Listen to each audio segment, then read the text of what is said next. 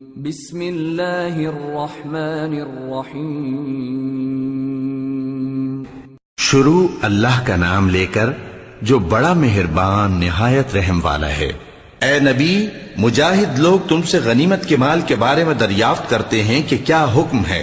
کہہ دو کہ غنیمت اللہ اور اس کے رسول کا مال ہے، تو اللہ سے ڈرو اور آپس میں صلح رکھو، اور اگر ایمان رکھتے ہو تو اللہ اور اس کے رسول کے حکم پر چلو۔ مومن تو وہ ہیں کہ جب اللہ کا ذکر کیا جاتا ہے تو ان کے دل ڈر جاتے ہیں، اور جب انہیں اس کی آیتیں پڑھ کر سنائی جاتی ہیں تو ان کا ایمان اور بڑھ جاتا ہے، اور وہ اپنے پروردگار پر بھروسہ رکھتے ہیں، اور وہ جو نماز قائم کرتے ہیں اور جو مال ہم نے ان کو دیا ہے اس میں سے نیک کاموں میں خرچ کرتے ہیں، یہی سچے مومن ہیں، اور ان کے لیے ان کے پروردگار کے ہاں بڑے بڑے درجے ہیں اور بخشش اور عزت کی روزی ہے۔ ان لوگوں کو اپنے گھروں سے اسی طرح نکلنا چاہیے تھا جس طرح تمہارے پروردگار نے تم کو تدبیر کے ساتھ اپنے گھر سے نکالا، اور اس وقت مومنوں کی ایک جماعت ناخوش تھی، وہ لوگ حق بات میں اس کے ظاہر ہونے کے بعد تم سے جھگڑنے لگے، گویا موت کی طرف ہانکے جاتے ہیں اور اسے دیکھ رہے ہیں۔ اور اس وقت کو یاد کرو جب اللہ تم سے وعدہ کرتا تھا کہ ابو سفیان اور ابو جہل کے دو گروہوں میں سے ایک گروہ تمہارے لیے مغلوب ہو جائے گا، اور تم چاہتے تھے کہ جو قافلہ بے شان و شوکت یعنی بے ہتھیار ہے وہ تمہارے ہاتھ آ جائے، اور اللہ چاہتا تھا کہ اپنے فرمان سے حق کو قائم رکھے اور کافروں کی جڑ کاٹ دے، تاکہ سچ کو سچ اور جھوٹ کو جھوٹ کر دے، گو مشرک ناخوش ہی ہوں۔ جب تم لوگ اپنے پروردگار سے فریاد کرتے تھے تو اس نے تمہاری دعا قبول کر لی، اور فرمایا کہ تسلی رکھو، ہم 1000 فرشتوں سے جو ایک دوسرے کے پیچھے آتے جائیں گے تمہاری مدد کریں گے۔ اور اس مدد کو اللہ نے محض بشارت بنایا تھا کہ تمہارے دل اس سے اطمینان حاصل کریں، اور مدد تو اللہ ہی کی طرف سے ہے، بے شک اللہ غالب ہے، حکمت والا ہے۔ جب اس نے تمہاری تسکین کے لیے اپنی طرف سے تمہیں نیند کی چادر اڑھا دی اور تم پر آسمان سے پانی برسا دیا تاکہ تم کو اس سے نہلا کر پاک کر دے اور شیطانی نجاست کو تم سے دور کر دے، اور اس لیے بھی کہ تمہارے دلوں کو مضبوط کر دے اور اس سے تمہارے پاؤں جمائے رکھے۔ جب تمہارا پروردگار فرشتوں کو ارشاد فرماتا تھا کہ میں تمہارے ساتھ ہوں، تم مومنوں کو تسلی دو کہ ثابت قدم رہیں، میں ابھی کافروں کے دلوں میں روب و ہیبت ڈالے دیتا ہوں، سو ان کی گردنیں اڑا دو اور ان کی پور پور توڑ دو۔ یہ سزا اس لیے دی گئی کہ انہوں نے اللہ اور اس کے رسول کی مخالفت کی، اور جو شخص اللہ اور اس کے رسول کی مخالفت کرتا ہے تو اللہ بھی سخت عذاب دینے والا ہے۔ یہ مزہ تو یہاں چکھو، اور یہ سمجھ لو کہ کافروں کے لیے آخرت میں دوزخ کا عذاب بھی تیار ہے۔ اے اہل ایمان، جب میدان جنگ میں کفار سے تمہارا مقابلہ ہو تو ان سے پیٹھ نہ پھیرنا، اور جو شخص جنگ کے روز اس صورت کے سوا کہ لڑائی کے لیے کنارے کنارے چلے یعنی حکمت عملی سے دشمن کو مارے یا اپنی فوج میں جا ملنا چاہے، ان سے پیٹ پھیرے گا تو سمجھو کہ وہ اللہ کے غضب میں گرفتار ہو گیا، اور اس کا ٹھکانہ دوزخ ہے، اور وہ بہت ہی بری جگہ ہے۔ پس تم لوگوں نے ان کفار کو قتل نہیں کیا بلکہ اللہ نے انہیں قتل کیا، اور اے نبی، جس وقت تم نے کنکریاں پھینکی تھیں تو وہ تم نے نہیں پھینکی تھی بلکہ اللہ نے پھینکی تھی۔ اس سے غرض یہ تھی کہ مومنوں کو اپنے احسانوں سے اچھی طرح آزما لے، بے شک اللہ سنتا ہے، جانتا ہے۔ ہوا بھی یوں ہی، اور کچھ شک نہیں کہ اللہ کافروں کی تدبیر کو کمزور کر دینے والا ہے۔ کافروں، اگر تم فیصلہ چاہتے ہو تو تمہارے پاس فیصلہ آ چکا، اگر تم اپنے افعال سے باز آ جاؤ تو تمہارے حق میں بہتر ہے، اور اگر پھر نافرمانی کرو گے تو ہم بھی پھر تمہیں عذاب کریں گے، اور تمہاری جماعت خواہ کتنی ہی بڑی ہو تمہارے کچھ بھی کام نہ آئے گی، اور اللہ تو مومنوں کے ساتھ ہے۔ اے ایمان والو، اللہ اور اس کے رسول کے حکم پر چلو اور اس سے روگردانی نہ کرو جبکہ تم سنتے بھی ہو، اور ان لوگوں جیسے نہ ہونا جو کہتے ہیں کہ ہم نے سن لیا مگر حقیقت میں نہیں سنتے۔ کچھ شک نہیں کہ اللہ کے نزدیک تمام جانداروں میں بدترین وہ بہرے گونگے لوگ ہیں جو عقل سے کام نہیں لیتے، اور اگر اللہ ان میں خیر کی طلب دیکھتا تو ان کو سننے کی توفیق بخشتا، اور اگر یوں ہی انہیں سنوا دیتا تو وہ منہ پھیر کر بھاگ جاتے۔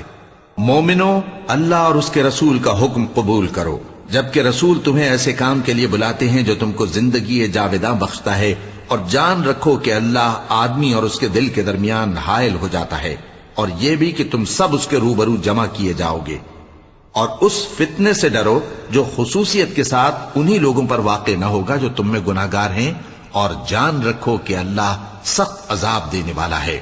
اور اس وقت کو یاد کرو جب تم زمین مکہ میں قلیل اور ضعیف سمجھے جاتے تھے اور ڈرتے رہتے تھے کہ لوگ تمہیں اڑا نہ لے جائیں، یعنی ختم نہ کر دیں، تو اس نے تم کو جگہ دی اور اپنی مدد سے تم کو تقویت بخشی اور پاکیزہ چیزیں کھانے کو دیں تاکہ اس کا شکر کرو۔ اے ایمان والو، نہ تو اللہ اور رسول سے خیانت کرو اور نہ اپنی امانتوں میں خیانت کرو، اور تم ان باتوں کو جانتے ہو، اور جان رکھو کہ تمہارا مال اور اولاد بڑی آزمائش ہے، اور یہ کہ اللہ کے پاس نیکیوں کا بڑا ثواب ہے۔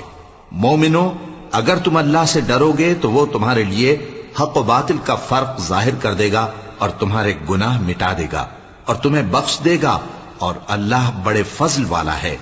اور اس وقت کو یاد کرو جب کافر لوگ تمہارے بارے میں چال چل رہے تھے کہ تم کو قید کر دیں یا جان سے مار دیں یا وطن سے نکال دیں، تو ادھر تو وہ چال چل رہے تھے اور ادھر اللہ تدبیر کر رہا تھا، اور اللہ بہترین تدبیر کرنے والا ہے۔ اور جب ان کو ہماری آیتیں پڑھ کر سنائی جاتی ہیں تو کہتے ہیں یہ کلام ہم نے سن لیا ہے، اگر ہم چاہیں تو اسی طرح کا کلام ہم بھی کہہ دیں، اور یہ ہے ہی کیا، صرف اگلے لوگوں کی حکایتیں ہیں۔ اور جب انہوں نے کہا کہ اے اللہ، اگر یہ قرآن تیری طرف سے برحق ہے تو ہم پر آسمان سے پتھر برسا یا کوئی اور تکلیف دینے والا عذاب بھیج دے۔ اور اللہ ایسا نہ تھا کہ جب تک اے پیغمبر تم ان میں تھے انہیں عذاب دیتا، اور نہ ایسا ہے کہ وہ تو بخشش مانگیں اور اللہ انہیں عذاب دے۔ اور اب ان کے لیے کون سی وجہ ہے کہ وہ انہیں عذاب نہ دے، جبکہ وہ مسجد حرام میں نماز پڑھنے سے روکتے ہیں، جبکہ وہ اس مسجد کے متولی بھی نہیں ہیں۔ اس کے متولی تو صرف پرہیزگار ہیں، لیکن ان میں کے اکثر نہیں جانتے۔ اور ان لوگوں کی نماز خانہ کعبہ کے پاس سیٹیاں اور تالیاں بجانے کے سوا کچھ نہ تھی، تو تم جو کفر کرتے تھے اب اس کے بدلے عذاب کا مزہ چکھو۔ جو لوگ کافر ہیں اپنا مال خرچ کرتے ہیں کہ لوگوں کو اللہ کے رستے سے روکیں، سو ابھی اور خرچ کریں گے، مگر آخر وہ خرچ کرنا ان کے لیے موجب افسوس ہوگا، اور وہ مغلوب ہو جائیں گے، اور کافر لوگ دوزخ کی طرف ہانکے جائیں گے تاکہ اللہ پاک سے ناپاک کو الگ کر دے اور ناپاک کو ایک دوسرے پر رکھ کر ایک ڈھیر بنا دے، پھر اس کو دوزخ میں ڈال دے۔ یہی لوگ خسارہ پانے والے ہیں۔ اے پیغمبر، کفار سے کہہ دو کہ اگر وہ اپنے افعال سے باز آ جائیں تو جو ہو چکا وہ انہیں معاف کر دیا جائے گا، اور اگر پھر وہی حرکات کرنے لگیں گے تو اگلے لوگوں کا جو طریقہ جاری ہو چکا ہے وہی ان کے حق میں بھی برتا جائے گا۔ اور ان لوگوں سے لڑتے رہو یہاں تک کہ فتنہ یعنی کفر کا فساد باقی نہ رہے اور دین سب اللہ ہی کا ہو جائے، اور اگر وہ باز آ جائیں تو اللہ ان کے کاموں کو دیکھ رہا ہے، اور اگر روگردانی کریں تو جان رکھو کہ اللہ تمہارا حمایتی ہے، اور وہ خوب حمایتی اور خوب مددگار ہے۔ اور جان رکھو کہ جو مال غنیمت تم کفار سے حاصل کرو اس میں سے 5واں حصہ اللہ کا اور اس کے رسول کا، اور اہل قرابت اور یتیموں کا اور محتاجوں کا اور مسافروں کا ہے۔ اگر تم اللہ پر اور اس نصرت پر ایمان رکھتے ہو جو حق و باطل میں فرق کرنے کے دن یعنی جنگ بدر میں جس دن دونوں فوجوں میں مٹ بھیڑ ہو گئی تھی، ہم نے اپنے محبوب بندے محمد صلی اللہ علیہ وآلہ وسلم پر نازل فرمائی، اور اللہ ہر چیز پر قادر ہے۔ جس وقت تم مدینے سے قریب کے ناکے پر تھے اور کافر دور کے ناکے پر، اور قافلہ تم سے نیچے اتر گیا تھا، اور اگر تم جنگ کے لیے آپس میں قرارداد کر لیتے تو وقت معین پر جمع ہونے میں تقدیم و تاخیر ہو جاتی، لیکن اللہ کو منظور تھا کہ جو کام ہو کر رہنے والا تھا اسے کر ہی ڈالے، تاکہ جو مرے بصیرت پر یعنی یقین جان کر مرے، اور جو جیتا رہے وہ بھی بصیرت پر یعنی حق پہچان کر جیتا رہے۔ اور کچھ شک نہیں کہ اللہ سنتا ہے، جانتا ہے۔ اس وقت اللہ نے تمہیں خواب میں کافروں کو تھوڑی تعداد میں دکھایا تھا، اور اگر بہت کر کے دکھاتا تو تم لوگ جی چھوڑ دیتے، اور جو کام درپیش تھا اس میں جھگڑنے لگتے، لیکن اللہ نے تمہیں اس سے بچا لیا، بے شک وہ سینوں کی باتوں تک سے واقف ہے۔ اور اس وقت جب تم ایک دوسرے کے مقابل ہوئے تو کافروں کو تمہاری نظروں میں تھوڑا کر کے دکھاتا تھا اور تم کو ان کی نگاہوں میں تھوڑا کر کے دکھاتا تھا، تاکہ اللہ کو جو کام کرنا منظور تھا اسے کر ڈالے، اور سب کاموں کا رجوع اللہ ہی کی طرف ہے۔ مومنو، جب کفار کی کسی جماعت سے تمہارا مقابلہ ہو تو ثابت قدم رہو اور اللہ کو بہت بہت یاد کرو تاکہ مراد حاصل کر لو، اور اللہ اور اس کے رسول کے حکم پر چلو، اور آپس میں جھگڑا نہ کرنا کہ ایسا کرو گے تو تم بزدل ہو جاؤ گے اور تمہاری ہوا اکھڑ جائے گی، اور صبر سے کام لو کہ اللہ صبر کرنے والوں کا مددگار ہے۔ اور ان لوگوں جیسے نہ ہونا جو اتراتے ہوئے یعنی حق کا مقابلہ کرنے کے لیے اور لوگوں کو دکھانے کے لیے گھروں سے نکل آئے اور لوگوں کو اللہ کی راہ سے روکتے ہیں، اور جو اعمال یہ کرتے ہیں اللہ ان کا احاطہ کیے ہوئے ہے۔ اور جب شیطان نے ان کے اعمال ان کو آراستہ کر دکھائے اور کہا کہ آج کے دن لوگوں میں سے کوئی تم پر غالب نہ ہوگا اور میں تمہارا رفیق ہوں، لیکن جب دونوں فوجیں ایک دوسرے کے مقابل صف آرا ہوئیں تو پسپا ہو کر چل دیا اور کہنے لگا کہ مجھے تم سے کوئی واسطہ نہیں، میں تو ایسی چیزیں دیکھ رہا ہوں جو تم نہیں دیکھ سکتے، مجھے تو اللہ سے ڈر لگتا ہے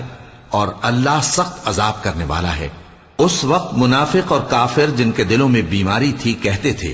کہ ان لوگوں کو ان کے دین نے مغرور کر رکھا ہے، اور جو شخص اللہ پر بھروسہ رکھتا ہے تو اللہ غالب ہے، حکمت والا ہے۔ اور کاش تم اس وقت کی کیفیت دیکھو جب فرشتے کافروں کی جانیں نکالتے ہیں کہ ان کے چہروں اور پیٹھوں پر مارتے جاتی ہیں اور کہتے ہیں اب آگ کے عذاب کا مزہ چکھو، یہ ان اعمال کی سزا ہے جو تمہارے ہاتھوں نے آگے بھیجی ہیں۔ اور یہ جان رکھو کہ اللہ بندوں پر ظلم نہیں کرتا، جیسا حال فرعونیوں اور ان سے پہلے لوگوں کا ہوا تھا ویسا ہی ان کا ہوا کہ انہوں نے اللہ کی آیتوں سے کفر کیا تو اللہ نے ان کے گناہوں کی سزا میں ان کو پکڑ لیا۔ بے شک اللہ زبردست ہے، سخت عذاب دینے والا ہے۔ یہ اس لیے کہ جو نعمت اللہ کسی قوم کو دیا کرتا ہے جب تک وہ خود اپنے دلوں کی حالت نہ بدل ڈالیں اللہ اسے نہیں بدلا کرتا، اور اس لیے کہ اللہ سنتا جانتا ہے۔ جیسا حال فرعونیوں اور ان سے پہلے لوگوں کا ہوا تھا ویسا ہی ان کا ہوا۔ انہوں نے اپنے پروردگار کی آیتوں کو جھٹلایا تو ہم نے ان کو ان کے گناہوں کے سبب ہلاک کر ڈالا اور فرعونیوں کو ڈبو دیا، اور وہ سب ظالم تھے۔ جانداروں میں سب سے بدتر اللہ کے نزدیک وہ لوگ ہیں جو کافر ہیں، سو وہ ایمان نہیں لاتے۔